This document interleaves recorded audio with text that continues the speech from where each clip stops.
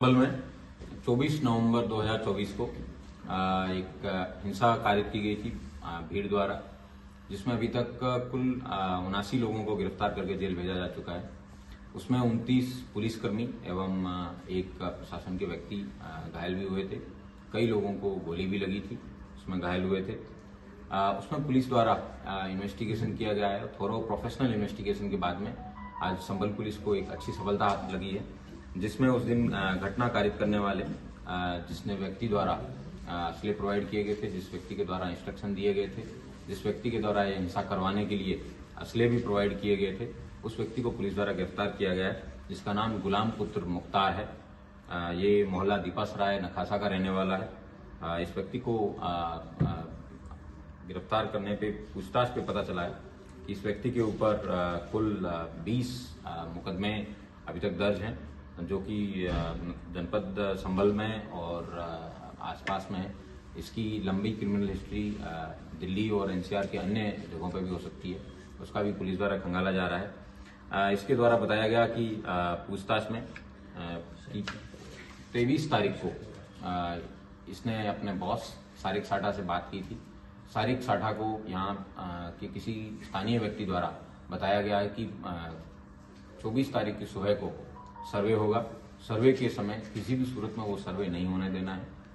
पूछताछ के दौरान इसके द्वारा ये एडमिट किया गया कि जो सारिक साठा है ये एनसीआर से गाड़ी चोरी करवाने की गैंग का सरगना है। वो अभी आज से कुछ साल पहले फर्जी पासपोर्ट बनाने के बाद में यहाँ से विदेश चला गया है।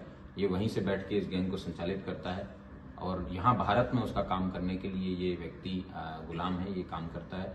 और गुलाम द्वारा दिल्ली एनसीआर से गाड़ियाँ चोरी करके उनको मणिपुर, नॉर्थ ईस्ट में, कलकत्ता में, मणिपुर में बर्मा बॉर्डर पे दी जाती है और उसके बदले मणिपुर में बर्मा बॉर्डर पे दी जाती है और उसके बदले में इनको असले मिलते हैं और उन असलों को देश भर में सप्लाई करने का काम ही करता है। इसी में ही पुलिस को और अच्छी सफलता मिली, जिसमें पुलिस द्वारा इससे जब रिकवरी की गई है इसकी निशानदेही पे, तो एक 9mm की पिस्टल पुलिस को इसके पास से मिली है। 2 पिस्टल 32 बोर की इसके पास से रिकवरी में मिली है। 1 अदद मैगजीन मिली है। 5 9mm के जिंदा कारतूस इसके पास से मिले हैं। एक तमंचा है वो 315 बोर का इसके पास से मिला है। .22 के भी कई कारतूस मिले हैं। 30 बोर के भी इसके पास से कारतूस मिले हैं।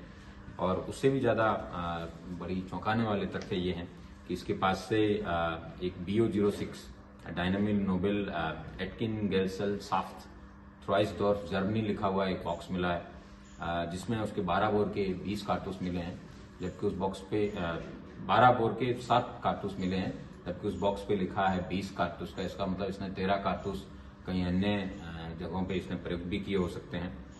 ग्रेट ब्रिटेन का भी इसके पास से एली नॉच करके एक कवर है और वो मिला है। और मेड इन इंडिया की पैंदी के इसके 12 के AF के और चेकोस्लोवाकिया के बने हुए इसके पास मेड इन चेकोस्लोवाकिया के भी कारतूस हैं वो मिले हैं। इससे पता चलता है कि किस तरीके से इंटरनेशनली जो कारतूस हैं वो इसके पास ये यूज करता था।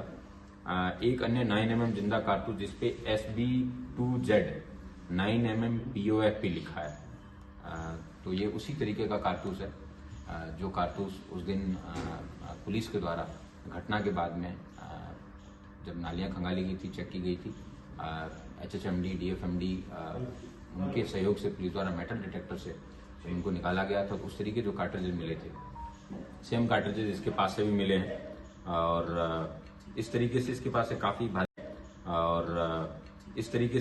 काफ़ी भारी मात्रा में असला भी बरामद हुआ है, तो इस बात को सत्यापित करता है। और जो पूर्व में भी कई वर्षों से इसकी जो खबर पुलिस के पास थी कि ये असला ट्रेडिंग में इस तरीके का काम ये दीपासराय में करते आ रहे हैं, इसके द्वारा पूछताछ में बताया गया कि पूर्व में इसको राजनीतिक संरक्षण इसको और सारिक साठा को प्राप्त था, जिसकी वजह से ये लोग दीपासराय में बिना किसी चिंता के आराम से शांति से जितने भी आपराधिक गतिविधियां हैं वो करते आ रहे थे। लेकिन पिछले कुछ समय से पुलिस की सख्ती के कारण ये आपराधिक गतिविधियां संचालित नहीं कर पा रहे थे। इसके द्वारा यह भी बताया गया कि जो 24 तारीख को जो हिंसा है उसमें एक कोई वकील है जो कि बाहर से आते हैं और वो जगह जगह पे एप्लीकेशन डालते हैं। इनके द्वारा ये निर्धारित किया गया जब प्लानिंग में असले देने के समय उन्होंने उसको ब्रीफ किया गया था, उसका फोटो भी उनको बताया गया था कि ये इस तरीके का व्यक्ति है, धुलिये का है, इसको जामा मस्जिद के अंदर किसी भी सूरत में पहुंच के उस व्यक्ति को ख़त्म करना है। उससे देश भर के अंदर हिंसा फैलेगी और ये लोग जो हैं देश भर में, दुनिया भर में फेमस हो जाएंगे। इनकी ये इन्होंने इस बात को एडमिट भी किया है कि जो इनके द्वारा बताया गया है, जिसमें इन्होंने कि जो मस्जिद है ये करीबन 500 साल पहले इसने एडमिट किया कि 500 साल पहले मस्जिद बनी है और ये हमारे पूर्वज बाबर की निशानी है और इसका रक्षा करना हमारा धर्म है। और हमने ठान लिया था, हमारे नेताओं ने भी हमें बताया था कि किसी भी सूरत में सर्वे नहीं होने देना है और अगर जो भी व्यक्ति जो बीच में आता है, इन्होंने जब पुलिस द्वारा जिसमें stun grenade, chilli grenade, rubber pellets, rubber bullets और टीयर स्मोक की कई सारे जब एक साथ फायर किए गए थे उस धुएं की आड़ में और पूर्व में इन्हीं दंगाइयों द्वारा जब सीसीटीवी तोड़े गए थे उसका लाभ प्राप्त करते हुए इन्होंने अंधाधुंध फायरिंग की। उसमें 4 लोगों की डेथ हुई थी और पुलिस के भी कई लोगों को इनकी गोलियां लगी थी। इन चारों लोगों की पुलिस के भी कई लोगों को इनकी गोलियां लगी थी। इन चारों लोगों की हत्या के मेन कंस्पिरेटर के रूप में इस गुलाम को पुलिस द्वारा गिरफ्तार किया गया है और गिरफ्तार करके आज इसको जेल भेजा जा रहा है। इसकी और मोबाइल में इसने काफ़ी सारा डेटा डिलीट किया है, लेकिन गोल्ड स्मगलिंग और इस तरीके की तमाम चीज़ें हैं उसकी लाभप्रद जानकारी पुलिस को प्राप्त हुई है।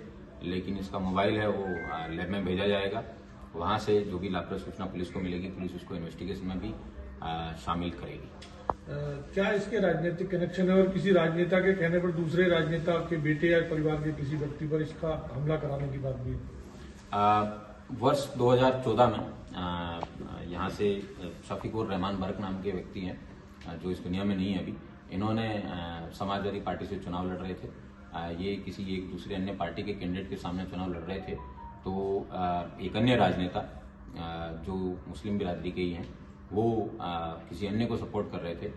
उसी बात को कसीदगी को रखते हुए इन्होंने तत्कालीन जो कैंडिडेट थे उनके कहने पे सोहेल इकबाल नामक व्यक्ति के ऊपर इन्होंने अंधाधुंध फायरिंग की थी, जिसमें 121/2014 एक अभियोग पंजीकृत किया गया था, जो कि 307 और 7 सील एक्ट में थाना कोतवाली संभल में 4 मार्च 2014 को लिखा गया था। जो इन्होंने शफीकुर रहमान बर्क के कहने पे इन्होंने अन्य जो सोहेल इकबाल हैं उसके ऊपर फायरिंग करके इन्होंने ये घटना कारित की थी और उसकी वजह से दोनों समुदायों में, मुस्लिम समुदाय के ही 2 समुदाय जिसमें तुर्क और अन्य लोगों के बीच में काफ़ी कसीदगी है वो बनी रही। इस बार की जो घटना हुई इसमें भी कहीं राजनीतिक रूप से इनको आदेश निर्देश देने की बात आई है सर?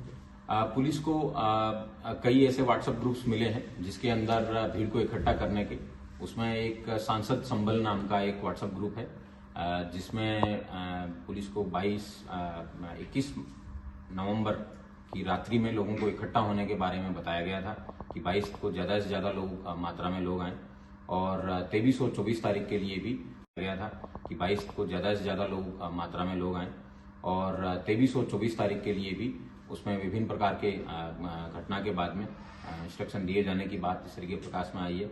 उसमें से कई सारे मैसेजेस हैं जो जिन लोगों के द्वारा मैसेज किए गए थे पुलिस द्वारा उनको पूछताछ के लिए बुलाया गया है, लेकिन कुछ लोग अभी तक पुलिस के सामने अपीयर नहीं हुए हैं। जैसे ही वो अपीयर होते हैं पुलिस द्वारा उनसे पूछताछ की जाएगी और उनके मोबाइल से उस व्हाट्सएप ग्रुप को खंगाला जाएगा।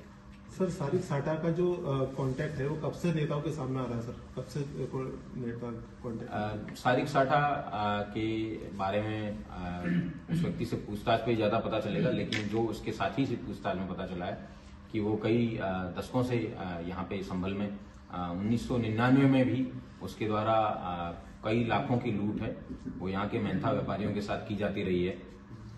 उसको पुराना संरक्षण प्राप्त था, इसलिए इतने बड़ी घटनाएं कारित करता था और उसके बाद में जब उसको पता चला कि सरकार की सख्ती बहुत ज़्यादा है और उसके खिलाफ गंभीर कार्रवाई की जाएगी, उसी के डर के मारे वो व्यक्ति यहाँ से छोड़ के विदेश भाग गया। सर, कुछ लेन देन का मामला भी सामने आया है सर इन दोनों के बीच में?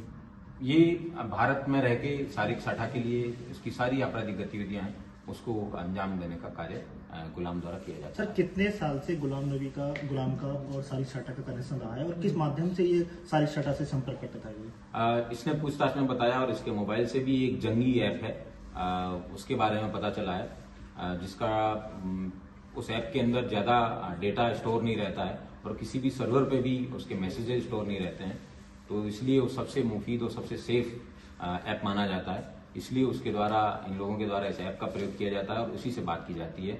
लेकिन इसके पास से सारिक साठा की पत्नी का भी मोबाइल रिकवर हुआ है, जो कि समय समय पे, ताकि इसके अपने मोबाइल शक ना हो इसके ऊपर, और उसकी पत्नी के मोबाइल से भी बात करता रहता है। इनके पास से सारिक साठा के 2 मोबाइल नंबर्स भी पुलिस को प्राप्त हुए हैं।